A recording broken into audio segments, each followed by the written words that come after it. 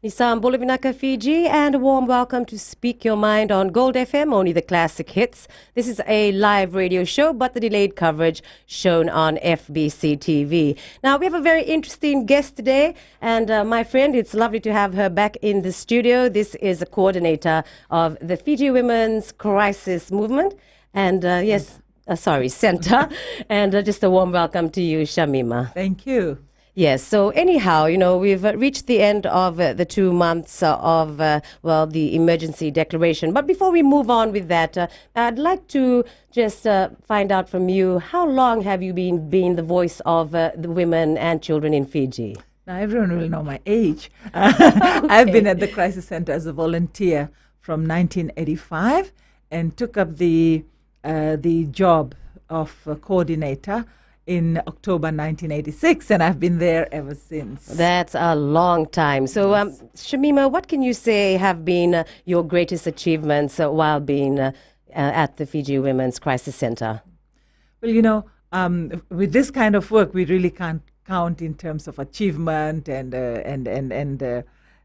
successes. But I think the milestones that have been there, and particularly in the lives of women, that definitely we can celebrate and we can recognize. And one of them is the recognition by many, many stakeholders, including government, of the fact that there is gender-based violence, the issue of violence against women. When we started, it was a very hidden subject. No one talked about it. Domestic violence, rape, child sexual abuse, no one talked about it. So we actually opened the box on everything. The Pandora's box came open, and it has been opening ever since. So we've put it on everyone's agenda, so many more people are taking up the issue, from us being the lone voice many years ago and called all kinds of names, man haters, family breakers, bunch of lesbians, blah, blah, blah, blah, and so on, that we have come to a stage where the work has been given, is now credible, is recognized as credible work. Violence against women is recognized as a very major human rights violation, as well as its impact on development, both personal development as well as national community development, and so on. So I think those are, if we talk about achievements, the fact that it's recognized, and then a lot of people are doing things about it. There is money being singled out to do work, to both for response work and for prevention work. The changes in legislation, in policies, the slight attitudinal changes, which are still changes that we are seeing, being able to enter into very traditional domains, patriarchal structures, and so on. I think that we are able to do that now. I think those are the things that can be seen as achievements. But we're also seeing women recognizing their rights. A national survey that we did actually shows that women are recognizing their rights and they are exercising their rights. Slowly but surely the numbers are increasing, and that is the most important thing, that women themselves know what their rights are, what are the protections for them, and how can they exercise those rights. And also the recognition that domestic violence, any form of violence against women, children, girls, rape, whatever we're talking about, is wrong and is totally unacceptable. I think that slow recognition would be the biggest achievement. That's absolutely fantastic, Shamima. But, how you said legislation, I thought that was a really good move. What was it like before you actually got government to make that change? Well, when we used to, let's take for the rape laws before. Rape was had a very narrow definition, which we inherited from the British, who were our colonizers, and that was like only, penile vaginal rape was recognized as rape. All other anal rape, oral rape, digital rape with fingers, with objects, and so on, went into the lesser crime of sexual assault and indecent assault and things like that. Whereas now, with the new legislation, it's widened the definition to mean any kind of forced penetration of any orifice of the person's body, of the victim's body. So that is a good thing. We used to have past sexual history brought in, as the defense could bring that into court. So that, meaning that if a woman is not a virgin, she's agreed to sleep with other people, then she can't be raped, that kind of an idea, that she has no more right to say no to anyone else. There are law of corroboration, whereas you had to have injuries or witnesses to the rape. So those things we have done away with, and the crimes decree is there now, which recognizes these things, and we cannot use that in court anymore. We have the domestic violence decree, that legislation. Yes. We have the DVRO, domestic violence restraining orders, which, if operated properly, can be a huge protection for women. So these are all the changes we have seen. We now have quite stringent laws around the rape of children and so on. So, and the Family Law Act, let's not forget that. There's a lot that you've done, yes. So many things, together with other organizations like the Fiji Women's Rights Movement and so on. So these are the feminist women's organizations, the rights-based women's organizations, that we have brought about a lot of changes through the hard lobbying and advocacy that we have done through each successive government, Yes. And so I think, and a lot of things are happening during this government's being in existence. We have the DV legislation, the crimes decrees. These all have come into being during this time, and so those are achievements. But we still have to work at implementation. Yes. Slowly improving, Yes. and we all have to be on the same page for that. Yeah. Okay, so I've seen the Fiji Police Force just recently study about what they're supposed to do when someone reports domestic violence. Is that right, Miss Shamima? Yes, definitely, yeah. So, last week was a big achievement. For the first time, we had the highest ranking officers in a room from headquarters with the commissioner sitting in. We haven't seen any commissioner or officers of that rank actually coming to the table to discuss violence against women and children. So we had 5 half days. And, so these are men who are very busy, but committed the time with the commissioner to spend 5 half days with us. And we learned about domestic violence, rape, the dynamics around it, unequal gender power relations, and what the cause is. We looked at prevention strategies. We also looked at police response, and why we're having so much difficulty. So this is in order to make things a lot better. So the police are working to a standard, Yes. to the required standard, that they all understand the laws. So, we discussed the DV decree, the DVROs, the Bail Act, and the laws, the crimes decree, and so on. So all these things were discussed, and a lot of information imparted, and so on. So we're looking at good things happening. I know a lot of people do complain about the police and so on. I actually met someone on the road coming down here who started telling me about police response and so on. So I just keep saying to people, look, it's a work in progress. What we should celebrate is the fact that these officers are willing to come to the table and talk about it. Yeah, no, that's really wonderful to have all these people in high places actually come and have a discussion. But we'll be back for more on Speak Your Mind right here in our studio, your only classic hits radio station in Fiji, Gold FM.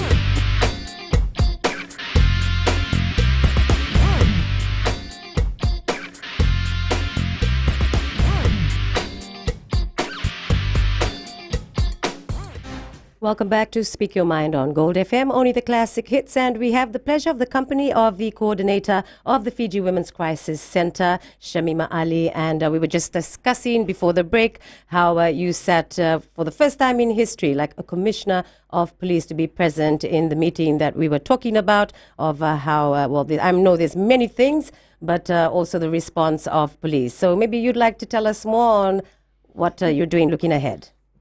Looking ahead, this training is going to be carried out in the other districts, North, Western, with the top officers there, and also for the maritime areas like Overlau and so on. So 3 more are planned up till July, and this has been in partnership with UNDP and the Ministry for Women and the police force, of course. So, and then we are also planning to have a real, well worked out plan of not just having one-off trainings, but continuing, and so that can also reach the police academy with the recruits and then with all the qualifying officers. So those are the places. Those are things we used to do before. Then it came to a standstill a few years ago, but we're going to revive all those things. So it's because the police are major stakeholders in this work. And where the crisis centers are not everywhere, other NGOs are not everywhere, but health centers and police posts are everywhere. And because they are seen as the law enforcers and the protectors of people, that people will go there. So this will encourage better behavior with more knowledge and information, and with the top officers knowing what is happening and how it should happen, and it trickling down to the lower ranks and the frontline officers. I think that is very important. So I'm really hoping, and people can be more encouraged. They get encouragement to say, look, I'm going to go to that police station, because now they say, I don't know, because of the stories they have heard or past experience, they're reluctant to report. So that was what they came up with, the police. Why are they reluctant to carry on with the charge? Yeah. So we discussed all those things, but then hopefully that this relationship continues and we are able to spread this training out over the next year or so, and that there will be better responses, and and there will be better recording of documenting of incidents and so on, because the more of that we have, the better we can strategize around it. And because these things also go into government plans and things like that, because our survey, Somebody's Life, Everybody's Business, is being used by government in development plans, by the police, by anyone who is working in this area or looking at development. So so it's really important to address it, and I'm really glad that the police force has come on board. That's absolutely right, Shamima. I mean, they play a very important role when it comes to domestic violence, because they can actually calm the situation and maybe get the guy to, not do it again, talk to him and tell him in a proper way, this is not right. Yeah. I mean, violence against anyone is not right. Yeah. See, one of the things we did discuss was that a problematic area is the police seeing their roles as being to reconcile, but and that's where we have problems. So there is a no-drop policy, right? So, no-drop policy, and that came about because of the fact there was too much reconciliation and no one was listening to what the woman wanted. Everyone gets busy, whether it's police, whether it's some of the relatives, religion. The religious institutions and family members and community leaders. The whole idea is to keep families together. But when one person is suffering so much that one day it can end up in murder and things like that, then we need to consider what kind of family do we want. So that is why, because too much of this was happening, we said the police's role is policing, law enforcement, protection, rather than reconciliation and counseling. And that was something that we also, have been discussing with police. And I think the message is coming out very clear. The role of the police is to enforce the law rather than reconciliation and so on, because that is the job of the court to do. Exactly. And when they follow the no-drop policy, that's a better lesson to teach the guy, I reckon. It's more, of a harder lesson than just saying, oh, come on, don't do that again. Yes, exactly. So if they go to court, then they'll think twice before they think of, hitting their woman. And the other thing is also, before it even reaches that stage, we need to educate the man. There is a huge program that we can do with men, how to change that behavior. And that's another story altogether where, because with that education, then we go into prevention. So the occasion doesn't arise that one has to go to the police station. There are checks and balances within the family, the man behaving himself, knowing that it is wrong and things like that. So there's a whole lot of other work that needs to go on. The police alone cannot prevent. Yes. It alone is not the responder. There are many, many things at play here, and we have to take, everything has to work together. The NGOs, the government policies, legislation, the police, the faith-based organizations, we all have a role to play.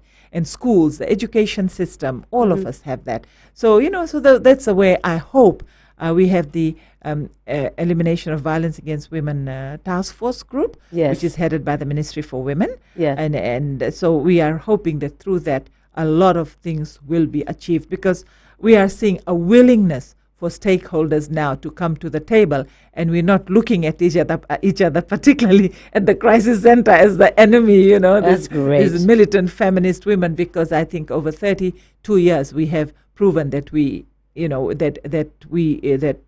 are here to prevent a very terrible crime that is committed against, like the national survey shows, 64% of women in this country are subjected to domestic violence. So I think that, that it's really important for us to keep that in mind, the statistic in mind, that Fiji and some other Pacific countries are on the higher scale of violence against women, throughout, if you look at it globally. And it's really sad because, they first started off this couple, absolutely loving each other. And then next thing you look down the line, maybe just a year later, a few years later, this guy is bashing the woman. Yes. And, they even actually spoil the appearance of that woman, That's the whole point. Disfigure. Yes, That's the whole point. See, that's what you were saying. They actually mean to do that. Yeah. But it's also like, but domestic violence just doesn't happen.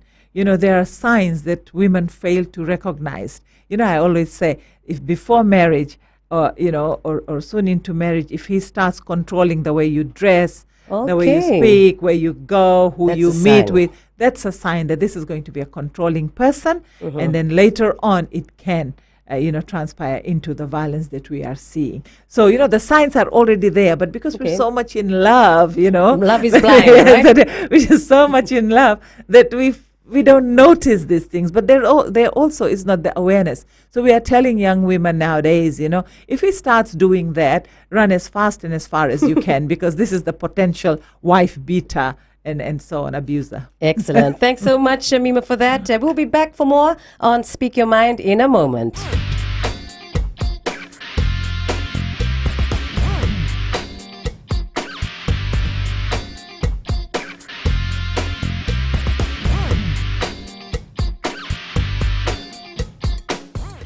This is Speak Your Mind on Gold FM, only the classic hits. And Shamima Ali, the coordinator of the Fiji Women's Crisis Center. We're having a very interesting discussion here. But if you'd like to be part of it, you can call 3220907, or if you have a Digicel phone, 7732907. But thank you very much, Shamima, for what you've been sharing with us. And well, just something that I'd like to talk about, especially after Cyclone Winston. This is the second month now. It's supposed to have come to an end. But, I couldn't help but think of our women and children who had to live in evacuation centers for, after their homes were lost. So I just wanted to ask you, were there any sexual harassment or sexual assault cases reported from evacuation centers? Yes, they have been reported. And after I did Aina a couple of weeks ago, I remember a gentleman wrote and said, where's the statistics? Where's the statistics? And so on. Okay. And when people ask for that, actually, it's really difficult to collect statistics because women will talk to you about it and they don't want anyone to know about it. So you cannot have a report, and it can only become a statistic if it is reported, in an assessment. So we don't see most of it. But if people say, and these are also respondents who have, people who have, the first responders who have been out there, they have seen a bit of sexual harassment, passing of remarks, and so on. But there has been sexual harassment. Girls, I know at evacuation centers, some people who went out, they said we couldn't say anything else to them, but just to tell them, particularly where people were mixed, together, and not the women. The places women felt safest were where the women and men were separated. In evacuation centers, and the toilets were separate. Few places, but that did happen. We could, the reports that came back said that. But also the fact that, and where it was mixed, it was a lot unsafer. And, people would feel their hands creeping up their thighs, or, someone actually suckling them and things like that. So the responders said, the only thing we could say to them was, please wear tight pants so people don't have easy access. And exactly. So when you're telling people that, then there is that. And there were all kinds of workers around there, and there weren't proper background checks on people, I believe. And that's a lesson learned. Yes, exactly. We belong to the GBV subcluster of this whole response government, and it's part of the protection cluster. So there we discussed a whole lot of things, and whatever we saw, we brought it there. And we raised the issue of a code of conduct, and that is how we have got now a code of conduct, so congratulations, it's that's great. From government, and it's gone out to all workers out there, because we had all kinds of people out there, we have prisoners out there, and that is a conversation I need to have with the corrections head, and so on. That and I've raised it with the Commissioner of Police, and a lot of people don't realize, because when we go out, everyone thinks that, because most people go out with very good intentions. They really want to help out. They have a lot of compassion. But there are also amongst the responders some people who have a very bad background in sexual abuse and all these kind of things. So we have to check them out, and therefore a code of conduct. One, we have to check them out, but the other one is a code of conduct. That is so good, Shamima, because the latest case where the guy is still appearing in court. He was a security officer. And he had, raped so many young women. And, that's the first thought that came into our mind. Goodness me, this is a security officer? Yes. Are you serious? Yes, yeah. Yeah. Actually, yeah. So all those kinds of, there are a lot of people who are supposed to, that is why we say when sexual assaults take place and sexual harassment, up to 80% are people known to the victim survivor. So it can be security guards, it can be bouncers, it can be teachers, it can be priests, it can be relatives. 50% of that are relatives, So this is a huge betrayal. So we really are not safe anywhere. So we can prevent some of this if we have a strong code of conduct. The sending organizations have ethics around this, they have addressed all the ethical issues and so on. I think we need to do that. So that's a good lesson learned this time around. Yes. We haven't had so many, but we have had that. We have had, a couple of rapes reported and so on.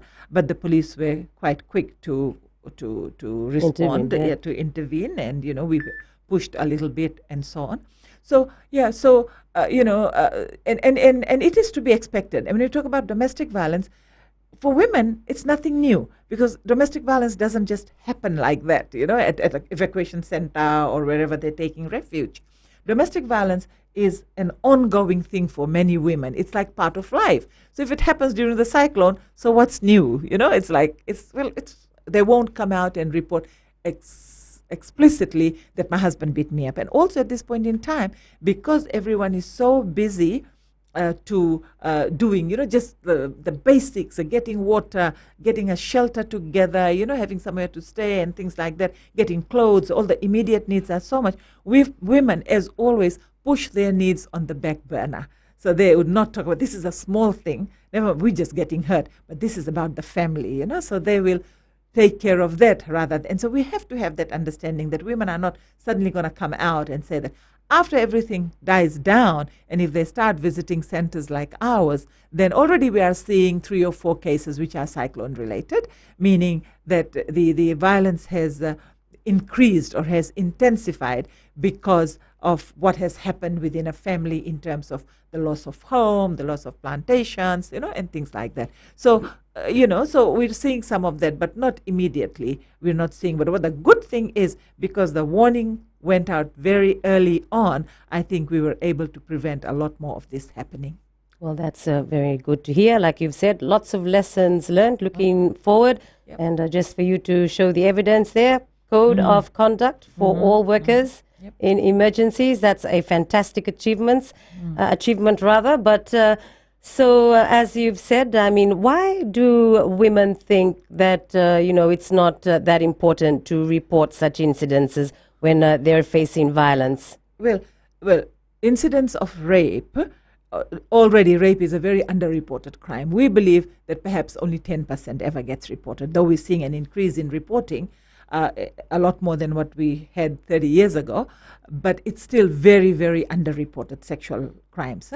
So already that is there. And in this kind of circumstances, more so, because people are more hesitant about these things. There's a lot of fear and things, so they would not. And shame, maybe shame? Yeah, shame, of course, there's shame and like, all those things. Maybe not, because guilt, there might be blame for it and things like that. So that's one. But domestic violence, just like women, in normal circumstances, we get sick. But, there's all this work to be done. We'll finish the work, then we'll get sick, that kind of thing. Right. Women keep putting aside whatever's happening to them on the back burner because there is so much more to do here for the children, for the family, all those kind of things. So that is what is continuing into this now. This is the reason why. So, well, yeah, he does, but he's also very worried about the house and this and this. So he We're can making take excuses for the they man. always do. So They always that's what they are. So they don't, because of this whole idea that many women will not consider themselves first because of the the whole socialization process, and we've internalized it and then we act it out and things like that. So they will not do that. I mean, those are some of the reasons. Some could be, we haven't had incidents like that. Some could be because when they have told someone, they have been told to keep quiet about it. Particularly sexual assault, sexual crimes and so on, or they haven't had a good response, so they withdraw again into their shells and will not talk about it. Okay, Shamima, we'll be back for more shortly on Gold FM, only the classic hits, your only classic hits radio station in Fiji.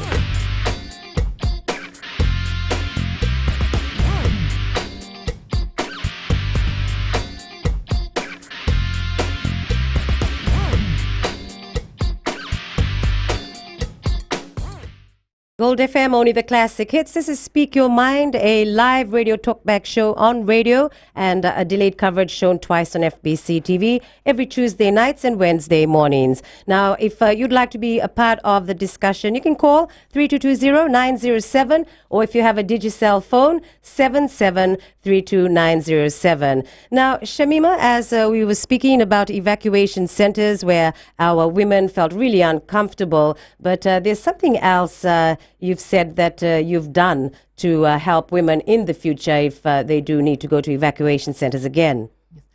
We haven't done it, but it's in partnership with UNFPA. It's their initiative, and in partnership with Ministry for Women, Empower Pacific, and the Fiji Women's Crisis Center.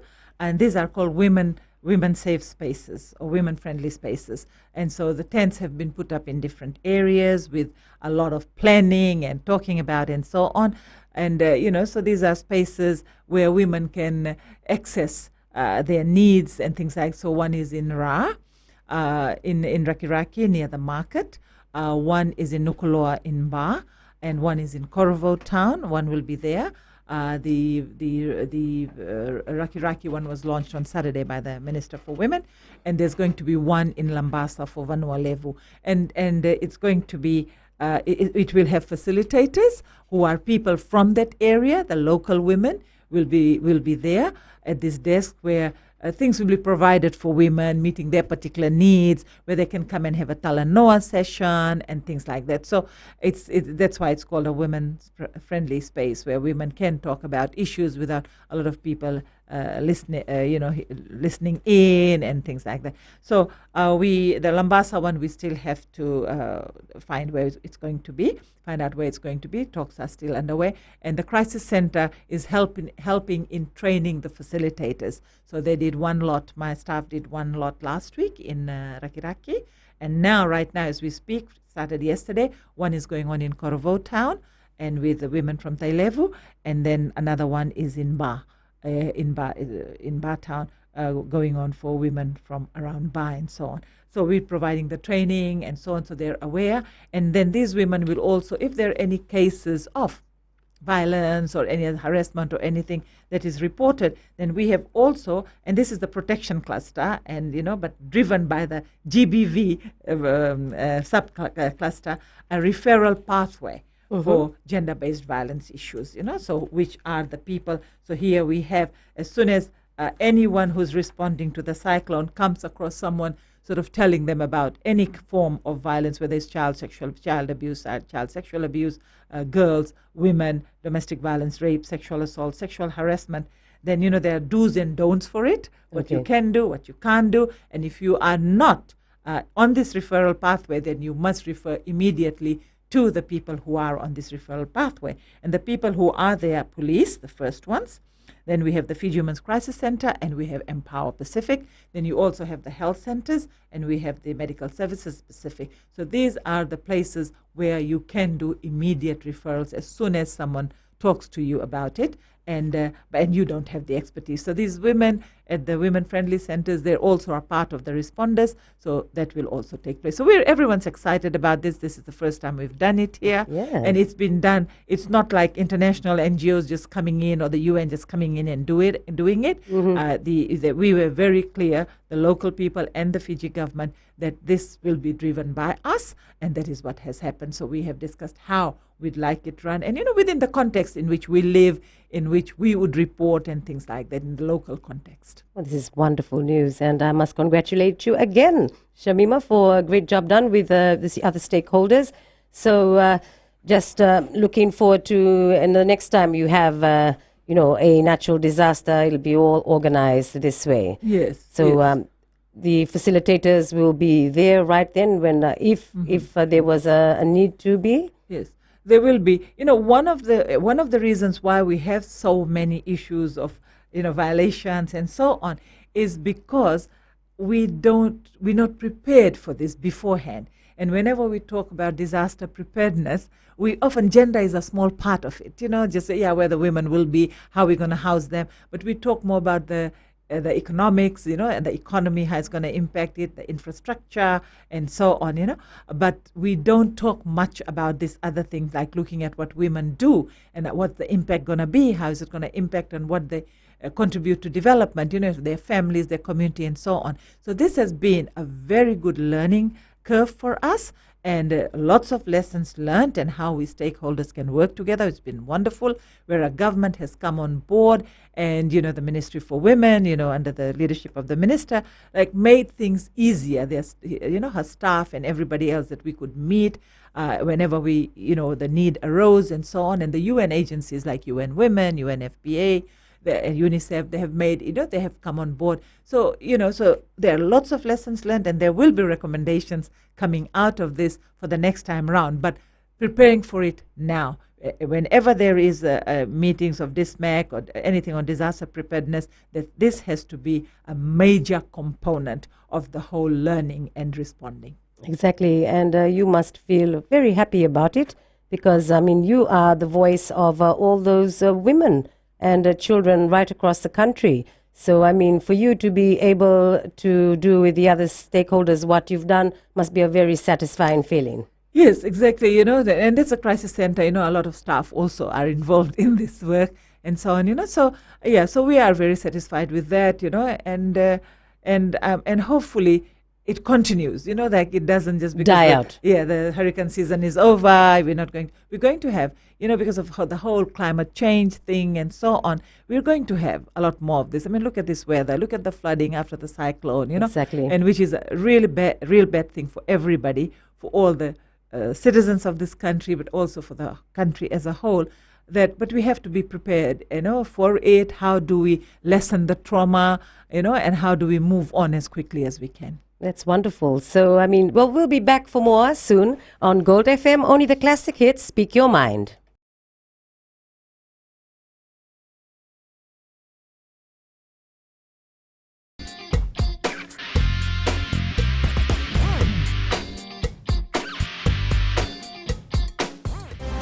Speak Your Mind on Gold FM, only the classic hits, continues with our guest, Shamima Ali, the coordinator of the Fiji Women's Crisis Center. Now, just coming from your side, is there something or a message that you'd like to get out? Well, there are lots of messages, but I just wanted to talk a little bit about the work that we did as soon as the cyclone happened. Because the Crisis Center, we have a policy of working first. Our first priority are the women who are our clients, women who come to the center to access the services. Because many of these women are single mothers. Many of these women are impoverished. They live in poverty. They don't have any means of, subsistence and sustenance. And then, so our priority, and we know the places they live in. So it was very easy for us. We knew we had done it the last floods and so on. And, donors that have given us money to do that work, particularly our traditional donors, DFET in the past, the Australian government, the New Zealand government, and this time around the UN Women. So we know where they are, so immediately we go out and we assess and we give out things. But that's what's needed. One of the things when we went around, our staff went around everywhere, was people saying assessment, as everyone comes. And then we're waiting, 1 week now, 2 weeks now, nothing has arrived. We've told them what we need. How many times are we going to tell people? Yeah. So some places were a bit like that we Slow. went to, slow. And while other places, and people said to us, we've got food, don't worry about food. We've got food. People have brought a lot of food, but we want tin, we want tarpaulin, we want water. Those were the things women kept saying, to us. So we responded immediately to our client base, and Right. we've assisted about 150 women, and these are women we don't even dream that they exist.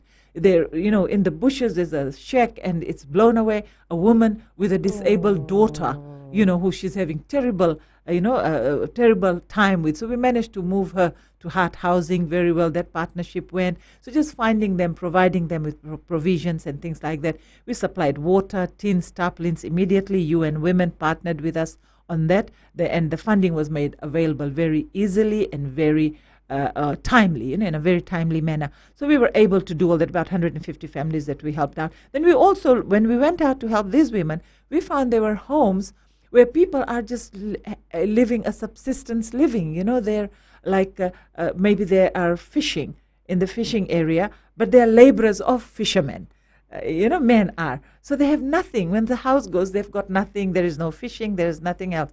So we also supported families where there was a man. It's not only the women and so on. And we also found out that men were also traumatized. So it's not a new thing. Right in the beginning, one of my staff went to Koro to bring her mother back, who was refusing to leave the village, so she asked for leave and went, and she at the same time did some observation, and she said, look, the women have cried, they are, they don't have underwear, they don't have this, that, and the other, that. So that was one of the things we also provided. We got our friends in Australia and so on to send us these things. As women are embarrassed, they want to go about their daily business, and they want to, how women are, they want to cover themselves up and things like that.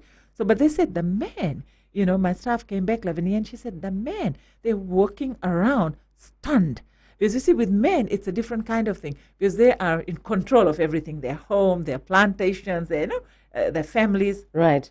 And the more traditional you are, and all of a sudden everything's just beyond their control. Everything's just taken away. They've seen their houses gone. Some even were, saving money. You know how people in villages and stack money, particularly in the maritime areas and so on, then they come to Suva and spend it and things like that. Yeah. So their money went, their plantations, and they were like helpless. And as men, that really affected their masculinity, their vision of their masculinity. So they're also needing help. And we recognize that early on, and Empower Pacific, and as we have been, while we debrief with the women, we've also been doing that. And another big area is our youth. We really need to look at them, what's happening to them, particularly in the islands. So those are some of the things we're doing in partnership with UNDP, with the Fiji government, and with, whoever else is committed and will work in that area. But there is still, even though the emergency period is over, there's a lot of work to, rehabilitation work to be done, not only building houses, but human rehabilitation that needs to be done. The children is another area that there are so many traumatized children. Mothers are telling us about their children who are running around. They can't go back into the sea. Is it going to come? Is it going to come? A little bit of rain, a little bit of wind. They're so traumatized. So there's a lot of work that needs to be done in that area. We also have to ask questions like, are our schools equipped to deal with those children? Or are we only going to concentrate on the academic performance without taking into account the whole trauma that they have been through in affected areas. Yeah. So there's a lot of work to be done. But it's good. There are lots of other people also. It's not just the crisis center. We're concentrating more on GBV and our clients and so on, but also helping out wherever. And there are many other NGOs and government agencies that are out there doing the work. Absolutely fantastic. I mean, we here in Suva, we didn't feel anything. I mean, I don't even know what's going on, but you've been out there and seen that it is going to take time before everyone, gets his senses back together, like you said, even the strong man. Yeah. So, I mean, what do you say to them when you see them helpless? But I'd also like to say the grog drinking didn't stop, well, maybe that's one way. Maybe that's one way of coping. Exactly. But the downside of it is if they drink grog and sleep, then the women take on the other burden also, So people are finding different ways of coping, and for men, that is one. For women is like have a good cry and, all that. But then but the onus is on women mostly to carry on with the cleanup, washing the clothes. That's why water was such a need for them. Getting water was such a dear. great need for them. Yeah. Yeah.